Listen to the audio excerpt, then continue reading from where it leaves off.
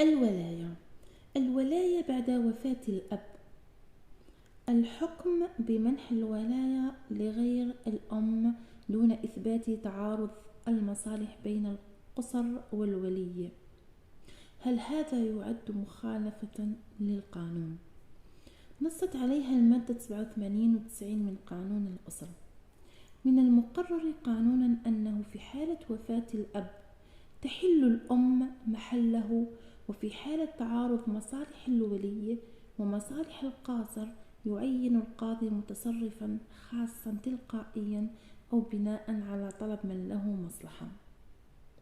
لما كان ثابت في قضية الحال أن القضاة المجلس قضوا بمنح الولاية لغير الأم بعد وفاة الأب دون إثبات التعارض بين مصالح القصر أي القاصر ومصالح الولي، فإنهم يكونون بذلك قد خالفوا القانون.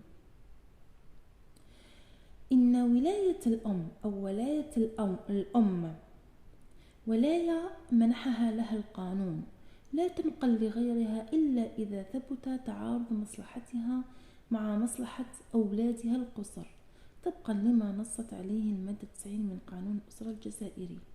ولما لم يثبت تعارض المصلحتين في قضية الحل، يعني ما كان حتى دليل يثبت هذا الشيء، فإن القضاة بمنح الولاية لغيرها للجد أو المهم للغير أو تعيين متصرف خاص تلقائيا يعتبر مخالفا للقانون عملا بنص المادتين 87 و 90 من قانون الأسرة الجزائري.